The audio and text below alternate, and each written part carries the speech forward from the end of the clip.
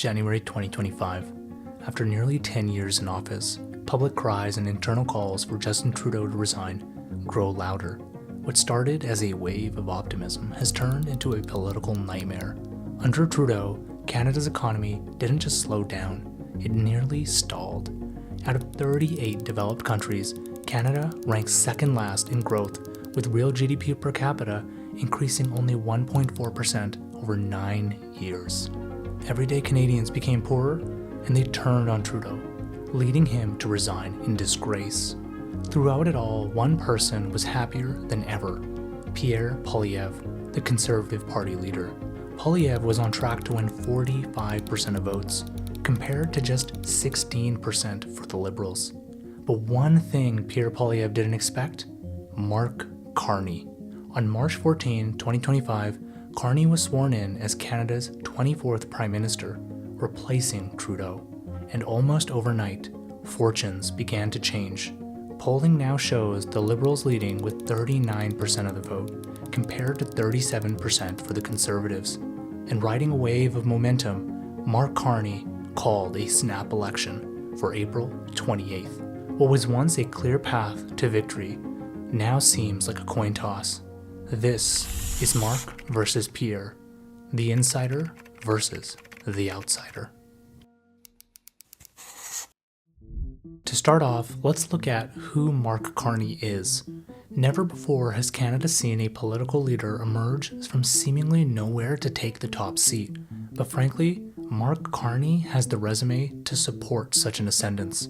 Born in 1965 in the Northwest Territories, Mark Carney's family quickly moved to Edmonton, Alberta, where his father was a professor and principal, and mother a school teacher. Early on, he excelled in academics, but also had a deep sense of civic duty. As a teen, he wrote a letter to the Edmonton Journal defending progressive taxation, arguing that the wealthy should contribute more. He took his passions and interests for global affairs to Harvard, where he received a degree in economics. And later, he would complete his education by receiving a doctorate from the University of Oxford. Although deeply interested in serving the people, Mark decided to pursue a high-paid career at Goldman Sachs. This is one of many examples where Mark's seemingly progressive views would clash with his private pursuits. There, Mark became the head of sovereign risk, playing a key role in Russia's 1998 financial crisis and building strong relationships with the IMF and World Bank. Later, he became interested in M&A and shifted internally to investment banking, eventually ending his career as a managing director out of the Toronto office. While at Goldman Sachs, there is no doubt that Mark earned millions. However, he felt it was time to abandon purely economic pursuits and go into public service, taking a massive pay cut. In 2003, Mark joined the Bank of Canada and was eventually appointed governor in 2008 by then Prime Minister Stephen Harper. And this is where it gets a bit contentious. If you've been following the news, you may have seen a recent interview with Jon Stewart. In it, he praises Mark Carney for his handling of the 2008 financial crisis. Your work in helping Canada get through the economic crisis of 2008, the financial crisis that hit this country terribly, and I thought made a lot of really painful decisions for the people of this country. I thought Canada avoided the worst of that. And I believe you played a very strong role in that. And although we love Jon Stewart for his commentary, he clearly lacks a strong grasp of economics. Carney's supporters, like John, claim that he had an outsized impact in Canada's response. Specifically, they mentioned two things. One, Mark Carney reduced the overnight rate by 50 basis points in March 2008. The benefit? This improved credit access during a global credit contagion. Secondly, he introduced a conditional commitment to keep rates at historic lows for at least a year, increasing consumer and business confidence. But did this really have much of an impact? Probably not. A study done by leading US and Canadian economists on the topic concluded that Canada performed well mostly due to structural reasons. The study cites how Canada has a concentrated banking system, a unified regulatory environment, a more conservative mortgage market, and a lack of a shadow banking system. In fact, these exact structural reasons helped Canada better manage all previous economic catastrophes, including the 1907 financial panic and the 1930s depression. Furthermore, in the lead up to the financial crisis, Canada was very fiscally conservative. After 1998, Canada ran 12 straight surpluses, with a $14 billion surplus in 2008 alone. It was so good that Canada had no external debt for the first time since 1926. This allowed Canada to take extreme fiscal measures, including $12 billion in infrastructure investments, $20 billion in tax cuts, extending EI benefits, reduction of corporate taxes, and more. But this all worked out, because by 2015, Canada had a surplus once again. In addition, oil prices also boomed following the crash, going from $66 in 2006 to nearly $98 in 2012. And if you weren't aware, oil and gas represents 24% of Canadian export value.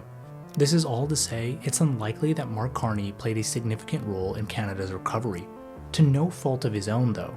However, there has been a criticism that has been levied against him, and that is that his monetary policy fueled Canada's insane real estate bubble. While this is partly true, we think it's pretty unfair. Firstly, fiscal policy also played a significant role, but more importantly, as we discuss in our world-famous video, the issue of housing has much more to do with NIMBYism, taxes, and money laundering. Now, riding the perceived success of his time at the Bank of Canada, Carney decided to leave, but like any good Canadian patriot, he left for a position as the governor of the Bank of England. Yeah, he left Canada for its imperial overlords. As you can imagine, this confused many and upset others as well. He claimed he was leaving for greater challenges, and thankfully, he got that. The UK went through what everyone now knows as the Brexit debacle. During this time, Carney was quite vocal, a departure from the historically quiet governors of the past.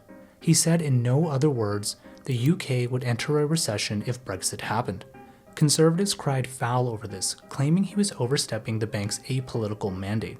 This especially bothered the ever-so-dramatic Jacob Rees-Mogg. But Mark was never meant to be a quiet academic. This is who he is. He is very strong-willed and hyper-confident in his worldview.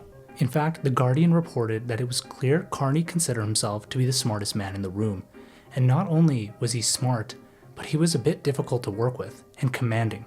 And although Mark ruffled feathers with his opposition to Brexit, he decided to stay on to help see the transition through, possibly because he wanted another challenge. But clearly, his mind was already elsewhere, because after leaving his post, Carney had his hands full. For one, he began to informally consult Justin Trudeau on economic policies in Canada. This included thinking through the COVID-19 response and the integration of both climate and ESG into the economic recovery. In addition, Carney published a book called Values, where he cited carbon pricing as one of the most important initiatives and praised Canada's carbon tax as a model for others. But wait, there's more. He was also a UN Special Envoy for Climate Action, where he was tasked with mobilizing private finance to support the Paris Agreement. He co-chaired the Glasgow Financial Alliance for Net Zero, and he was an advisor to Watershed, a climate tech startup focused on developing corporate carbon accounting tools. The key theme here? Carney is deeply passionate about the environment.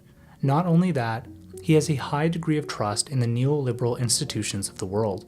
He is an insider and a reformer. His approach to change is to work within the system because he trusts and admires the system. But his reformer agenda often conflicts with his more purely economic interests. As mentioned, he started his career at Goldman Sachs, and after leaving the Bank of England, he re-entered the private sector by becoming a board member for Stripe, the chair of Bloomberg LP, and most importantly, the vice chair and head of impact investing at Brookfield, later becoming the chair of Brookfield Asset Management. For those who aren't aware what Brookfield is, let me give you a quick rundown.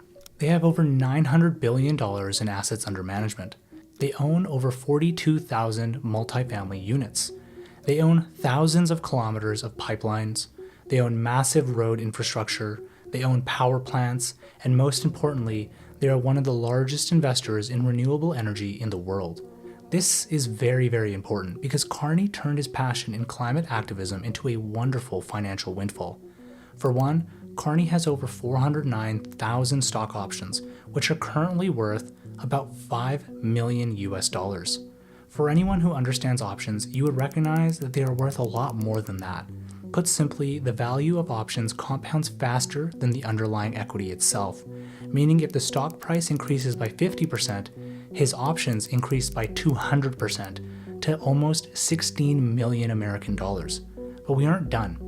In 2024 alone, he received an undisclosed portion of $7.5 million.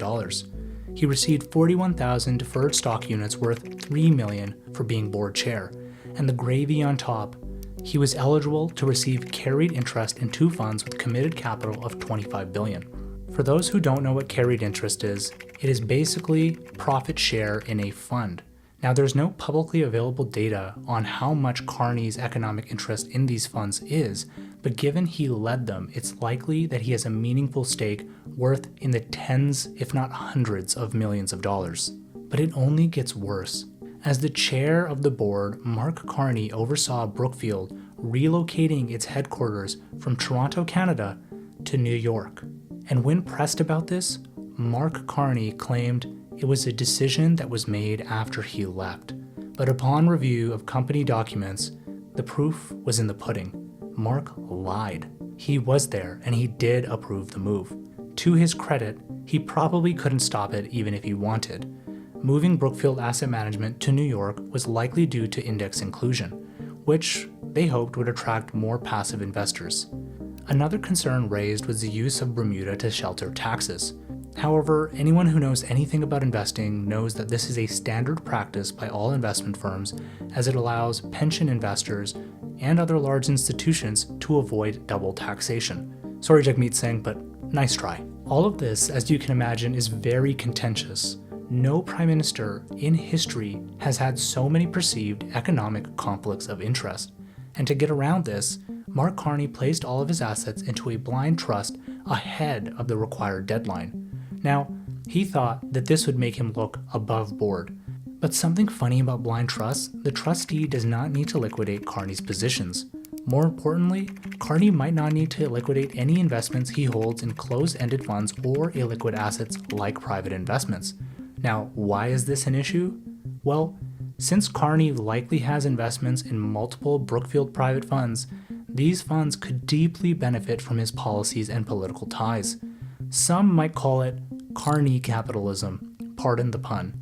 In addition, he likely has shares in Stripe and possibly Bloomberg funds, but for all we know, he has absolutely nothing. And that is why it is important he discloses these holdings. But instead, when he's questioned about it, he avoids the answer and often gets a little grumpy.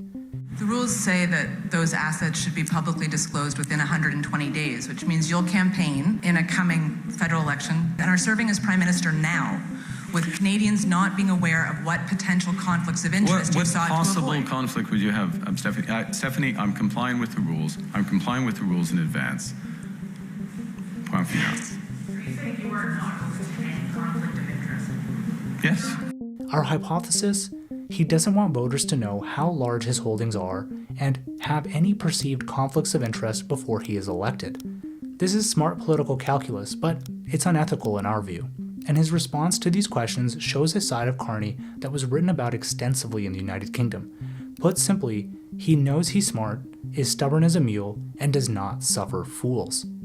There is no doubt Mark is brilliant, probably the smartest individual to be elected Prime Minister in Canadian history.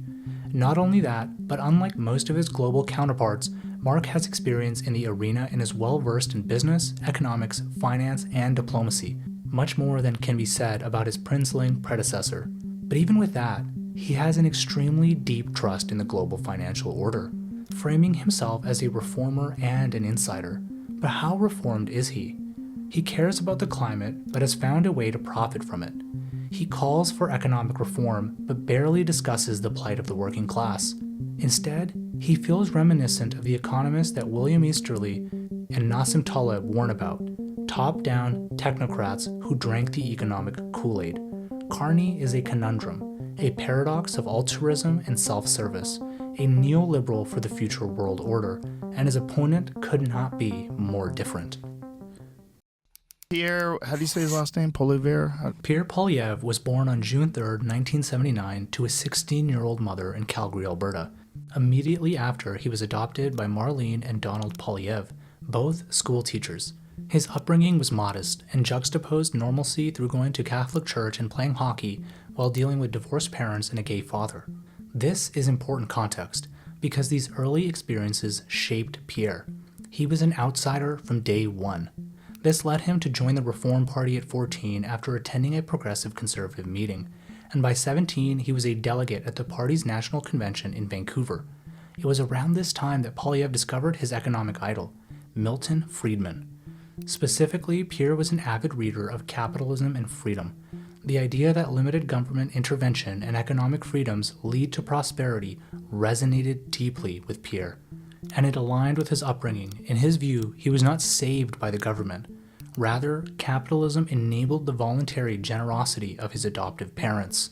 These views helped him win a scholarship in 1999 through his essay, Building Canada Through Freedom. Starting to see a pattern? He studied international relations at the University of Calgary but left in 2002 to chase a career in politics. Why study when you can do? His policy points were simple. Government, do less. Freedom is how you grow a country. Institutions should serve the people, not protect the powerful. Tax cuts aren't just smart policy, but they are the right thing to do. And politicians, they shouldn't stick around forever. Serve your term, then step aside. More on this one later. Clearly, Pierre had a bias for political action. So it's no surprise he got his first start working for Stockwell Day, leader of the Canadian Alliance. He quickly became one of Day's political advisors. But Day isn't just an ordinary politician. He is unique, controversial, and significant to Canada's history. Economically, Stockwell Day was all about bold reforms. In Alberta, he introduced a flat 10.5% income tax and pushed for a 17% single-rate tax at the federal level. He wanted a smaller government, less spending, and major welfare reform. Socially, he was firmly conservative, opposing abortion and gay rights. But during his leadership run, he kept that mum, spotlighting economic and parliamentary issues instead. On governance, Day championed a looser federation, believing it could help bring Quebec separatists into the fold. He also pushed for more democratic reform, free votes for MPs, and a reformed Senate. Day eventually lost the election. This formed the foundation of a young Pierre Poilievre. He had the intellectual tools of Milton Friedman and the political learnings of the Day campaign. He was ready for the big leagues. Fueled by that drive for political action, Pierre Poilievre ran for office at the age of 25. He ran in Nepean-Carleton, a riding with a two-term Liberal incumbent, and against all odds, he won.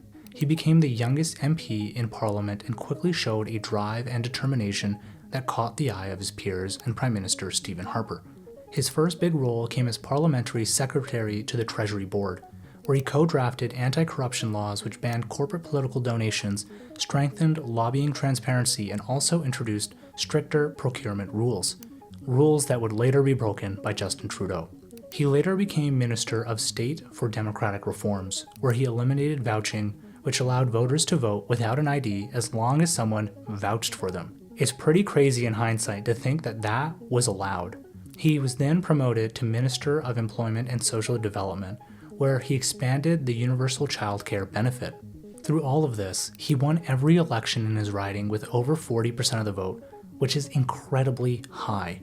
But his terms were not without controversy. For instance, he dismissed residential school compensation, calling it counter to hard work and self-reliance. He co-authored bills that required unions to disclose finances and make dues optional for federal workers, which many called union busting. And he supported liberal policies from the 90s which shifted social housing to provinces. But what's interesting about all of this? Pierre took office in 2005, and even until 2015, Pierre was still in government. Very odd given his previous claim that individuals should serve their term and leave. This might be the biggest knock on Poilievre. He is a man who deeply admires the private sector. He is a man who promotes the idea of limited government. Yet his entire adult life has been dominated and paid for by the taxpayer. A contradiction. The counter to this is that under Harper, he took part in the application of his principles. But even then, it's still a stretch. Does Pierre have more to give or more to gain from being in politics? Just like his predecessors, Justin Trudeau, Harper, Chrétien, Pierre is a part of the political class, a class that he oddly despises. After Harper was defeated by Justin Trudeau, Pierre Poilievre continued his ascension in the Conservative Party. It was here during his time as the shadow minister for finance that Poilievre gained public attention. He had a knack for performance. He was sharp, quick on his feet, ruthless, and intelligent. Similar to Carney, Pierre did not suffer fools and was described as difficult to work with. To his benefit, the Trudeau administration made it easy. Everything that Poilievre criticized was on the mark. He accused Trudeau of money printing and lacking the fiscal discipline to stay good on his promises. Poilievre was right. He criticized the carbon tax, claiming it would weaken domestic investment and erode real wages. Again, Poilievre was right. These criticisms helped garner working-class support for Poilievre, and unlike Justin Trudeau, who believed in top-down window shopping, Pierre sought simpler economic policy. But at the same time, Pierre began leaning into more populist talking points, promoting Bitcoin as an inflation hedge, questioning the benefit of the Bank of Canada, and much more. But it was surprisingly working very well. After 3 Conservative election defeats, Pierre stood up for election as head of the Conservative Party of Canada and won by the largest margin in party history, 68% on the first ballot. The momentum continued. Under his leadership, the Conservatives flipped 2 Liberal seats in the by-elections, and Pierre was on the cusp of an incredibly strong majority government. But then controversy struck. Since 2022, Pierre has refused to get his top-secret clearance. The Liberals point to this as a way to suggest that Poilievre is hiding something, especially with regards to foreign interference. But even former NDP leader Tom Mulcair claims that this is nonsense and states that he would do exactly the same as Pierre Poilievre. If Pierre receives his security clearance, he will be unable to openly criticize the Trudeau administration with regards to how it handled election interference. In fact, Poilievre has openly requested that the documents be publicly released. Now, if he was trying to hide something, why would he demand things be made public? As such, this issue really hasn't caught wind with regular voters, outside of the Punjabi Sikh community. Instead, the Conservative Party took a page from the Trump administration and pressed on with catchy slogans, incredibly produced videos, and a united front the Canadian political system had never seen. They seemed unstoppable, and everyone thought Pierre was going to be the next Prime Minister of Canada. That was until Trump was elected into office. You see, Canadians are deeply liberal. If Canada was a 2-party system like the United States, the Liberals would almost always win. And frankly, Poilievre's popularity was not necessarily a vote of confidence in him, but a rejection of possibly the worst Prime Minister in Canadian history, Justin Trudeau. And as Trump pushed his tariffs, videos comparing Poilievre and Trump circulated the web. Pierre was a populist, and one who was more similar to Trump than many Canadians could stomach. And although the differences are clear, Poilievre's political calculus backfired. He leaned too hard into populist talking points, for example, appearing on the Jordan Peterson podcast, which might be one of the dumbest moves he has ever made. With Canadians now angered at Trump, they saw Pierre as a liability, and quickly the tables turned to where we are today, a stalemate. Canada has not had an election matchup like this in a long time. The candidates have similarities, both growing up in Alberta, both raised by educators, both love hockey, both took an early interest in civic duty, and both are highly calculated and strong-willed. But that is where the similarities end. Mark is an experienced business leader with a deep understanding of global markets. However, he is a borderline caricature of a technocrat, akin to the doomed economic advisors of Sun Yat-sen, who focused on state-led industrialization. Carney believes that the state should mandate and mold, force winners rather than create an environment for them. Poilievre, on the other hand, is a perfected politician with a deep belief in decentralized and free market principles. But he is precisely what he despises, a lifelong politician. He preaches growing the economy, but has little understanding of capital markets and business. It is a choice between classical neoliberalism or free market populism, a technocrat or a statesman, an insider or an outsider. In our next video, we will dissect their specific economic policies, so make sure you subscribe and turn your notifications on. Thank you for watching. Subscribe to our weekly newsletter for breakdowns on the economy.